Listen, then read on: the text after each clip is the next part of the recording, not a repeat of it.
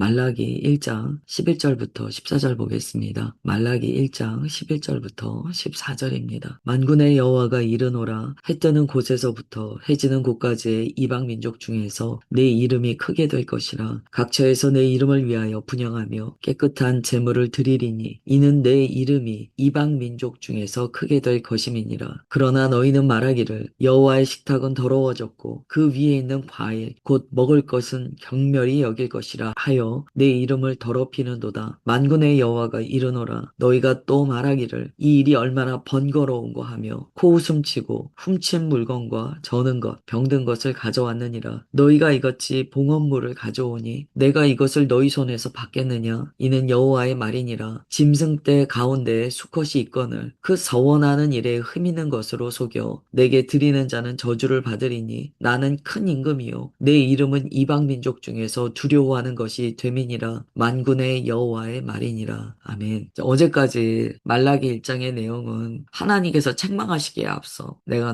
너희를 사랑하였다 라고 말씀하시고 그리고 그들의 현실을 책망하시는 말씀이 있었습니다. 그들이 예배가 타락해 있었어요. 하나님을 경외함을 상실하고 있었어요. 하나님께서 그것이 고통스러우셔서 차라리 성전문을 닫아라. 즉 너희들의 예배를 내가 받을 수가 없다라는 거의 절규에 가까운 말씀을 하셨습니다. 그런데 오늘 읽은 이 11절에서 반전이 나타나죠. 예루살렘 성전의 타락한 예배와 정반대되게 이방 민족 중에서 높임받으실 하나님의 이름에 대해서 선언합니다. 즉 촛대가 옮겨진 내용이 나오는 거예요. 이것을 이해하려면 당시 이스라엘이 갖고 있던 그 뿌리 깊은 사상 한 가지를 우리가 알아야 됩니다. 그게 바로 선민의식이에요. 이스라엘이 하나님께 본인들이 선택받았다라는 은혜를요. 자기들만의 어떤 아집과 고집으로 뭉친 특권으로 인식합니다. 그러면서 하나님께서는 오직 우리의 예배만 받으셔 라는 대단한 착각을 하고 있어요.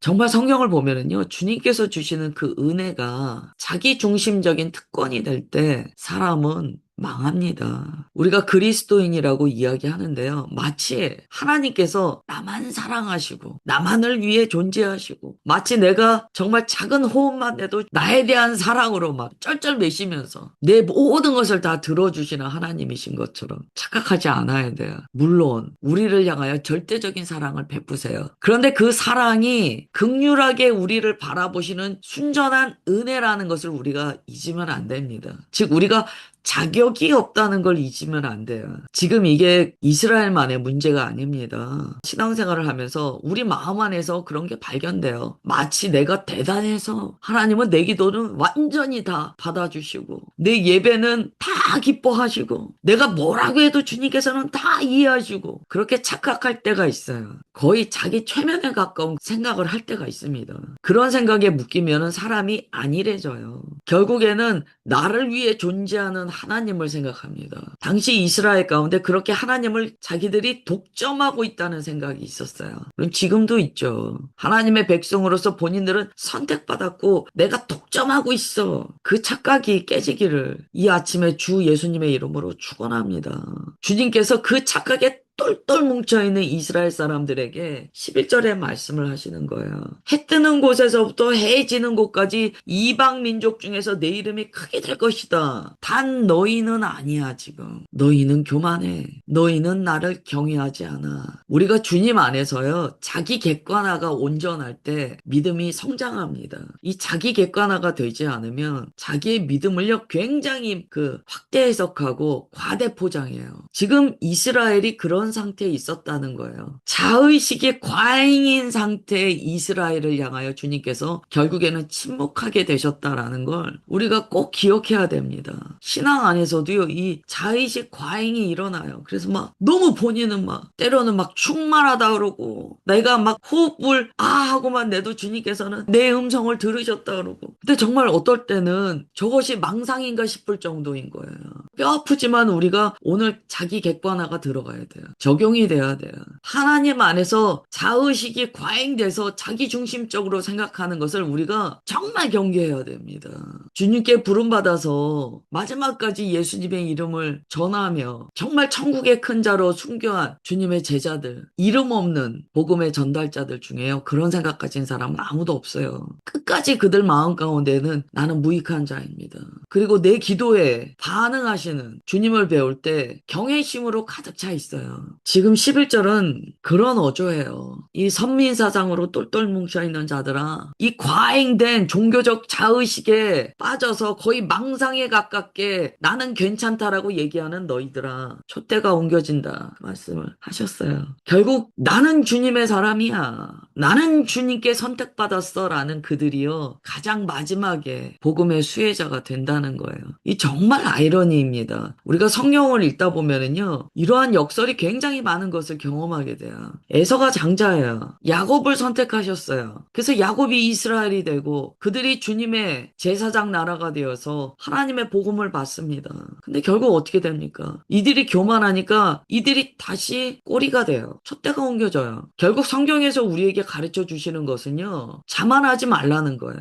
항상 주님 앞에 우리는 무익합니다, 자격이 없습니다 라는 이빠른 고백이 아니고요 정말 그 심령에 고백이 나와야 됩니다. 11절을 보면 주님께서 하나님의 이름이 높아질 주님의 땅이요 이 좁은 유대 땅이 아니라고 가르쳐 주세요. 온 세계를 말씀하세요. 먼저 부름받은 것이 절대 본인이 유세할 수 있는 권력이 될 수 없습니다. 우리가 주일에도 나눴지만 결국 먼저 된 자가 나중 된다는 거예요. 먼저 된 것은요 하나님의 은혜예요. 하나님의 시간표에 따라 그가 물리적 시간에서 먼저 부름받을 수 있어요. 또한 주일에도 나눴지만 하나님의 은혜를 보수로 여기느냐 아니냐의 관점의 차이가 있음을 보여주셨습니다. 결국 끝까지 은혜로 붙들고 주님 앞에 나오는 자는요 자신이 주님 앞에 섬겼던 모든 것 혹은 자신이 받은 은사마저도 다 부인하고 날마다 새 마음으로 주님 앞에 나아가는 사람이었어요.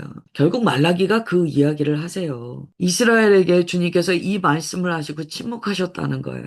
교만한 너희들의 마음을 내가 더 이상 받을 수가 없다. 마치 너희들만 예배드릴 수 있는 것처럼 자고한 마음으로 나와 거짓되게 저는 것, 병든 것 들고 나와. 여기서 저는 것, 병든 것은요 자기 거 다 챙기고 그냥 생색냈다는 거예요. 그런 예배로 나오는 너희들을 내가 받을 수가 없다 그러셨어요.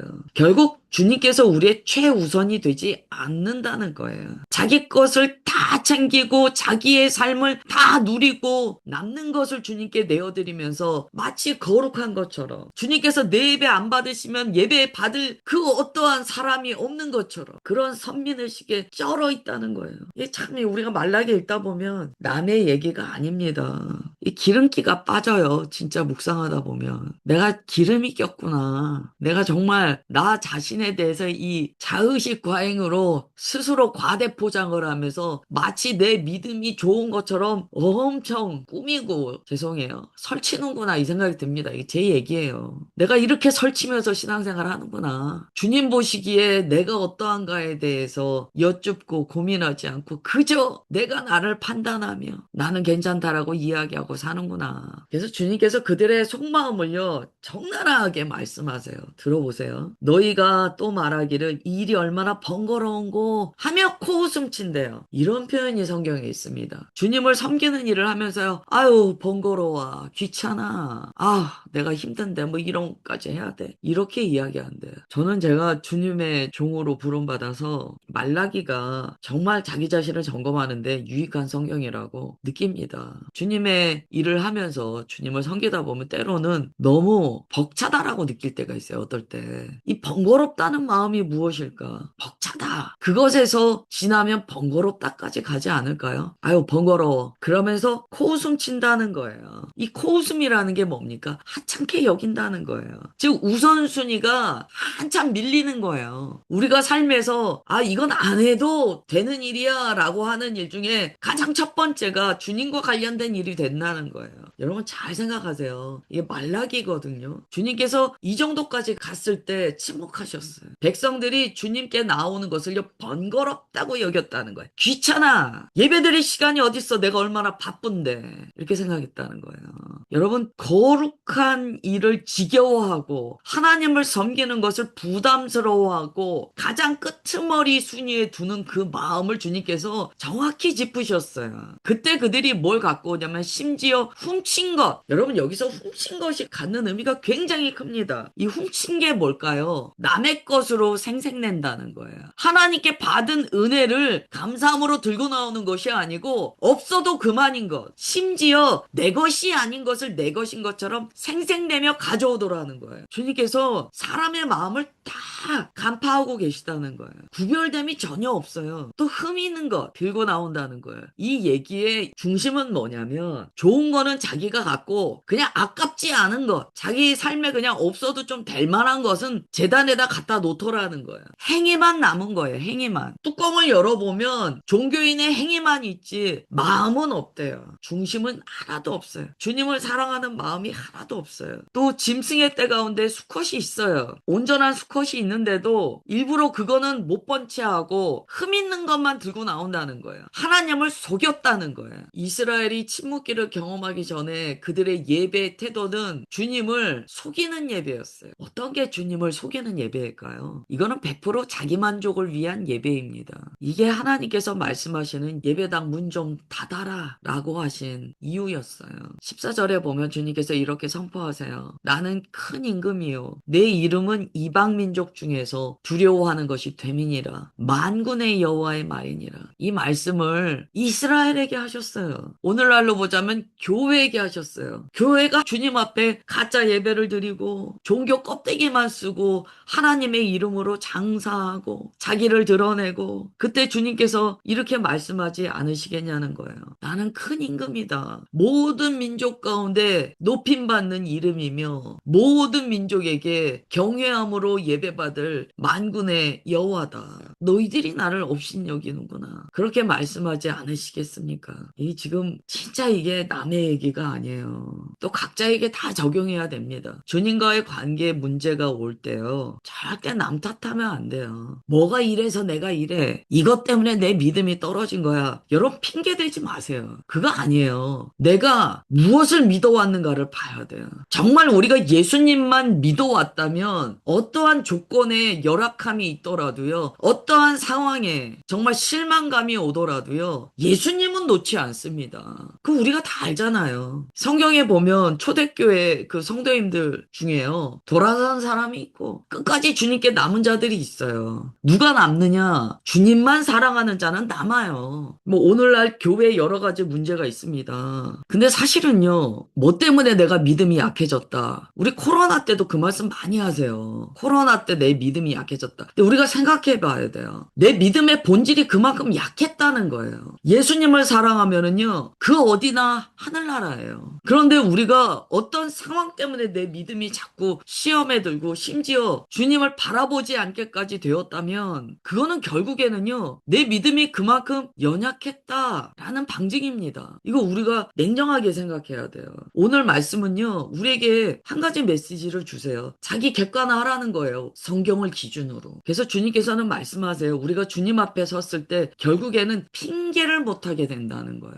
우리가 주님 앞에 섰을 때 지금은 핑계를 많이 합니다. 뭐 이것 때문에 그래요. 저것 때문에 그래요. 그런데 성경에 따라 우리가 깨달아야 할 것은 주님 앞에 섰을 때 그 어떠한 사람도 자기 삶에 대해서 결산받을 때 핑계할 수 없다는 거예요. 저 목사가 또 매정한 소리 하고 있네. 저렇게 공감을 못 해줘? 그렇게 생각하실 수 있는데요. 그냥 성경 그대로 말씀드리는 거예요. 주님께서는 우리가 마지막에 핑계할 수 없다고 말씀하세요. 자기 믿음에 대해서 최종적 책임은 자기에게 있다는 거예요. 지금 이 말씀을요. 정말 그 역사적으로 이스라엘 백성이 들을 때 그들이 뉘우쳤다면 말라기 이후에 주의 침묵기가 오지 않았겠죠. 그런데 오거든요. 왜 왔는가를 생각해 봐야 돼요. 이들이 주님의 이러한 말씀을 거절했다는 거예요. 반감을 가졌다는 거예요. 아니 우리한테 왜 저러셔? 우리가 얼마나 잘 섬기고 있는데 표면적으로 봤을 때요. 지금 이렇게 적혀 있으니까 이스라엘 예배가 엉망이었는구나 라고 우리가 생각할지 모르겠어요. 그러나 아닙니다. 지금 이스라엘 사람들이 통곡의 벽에서 기도하는 것처럼요. 그 당시에 그들의 율법적인 모습은 그대로 있었다는 거예요. 오늘 말씀을 통하여 우리가 자기 자신이 주님 앞에 정직하게 서는, 엎드리는 그 한날을 보내셨으면 좋겠습니다. 기도하겠습니다. 주님께서는 말라기의 책망을 말씀하시기 전에 가장 먼저 사랑을 선언하셨습니다. 내가 너희를 사랑했다. 그 말씀은 주님의 모든 책망이 주의 끊어낼 수 없는 사랑으로부터 비롯됐다는 선언이심을 아멘으로 받습니다. 주께서 우리를 때로 책망하시고 우리가 주님 앞에 온전함으로 서기까지 근신하도록 우리를 이끌어 가심은 결국 가장 좋은 선물, 우리 주님을 얻게 하시기 위함인 것을 감사드리며 아멘하나이다. 오늘 말씀을 남을 향한 주님의 경고로 받지 않겠습니다. 나를 향하신 주의 책망의 음성으로 받겠습니다. 오늘 말씀으로 우리 각자를 달아보아 주의 인도하심으로 변화받기를 간구하오니 주님 우리를 불쌍히 여기사 주의 말씀 안에 거하게 하옵소서. 오늘 말씀으로 생명을 누리되 풍성히 얻는 우리 모두가 되게 하옵소서. 주님 그렇게 역사하여 주심을 감사드리오며 사랑하는 주 예수 그리스도의 이름으로 기도드리옵나이다. 아멘.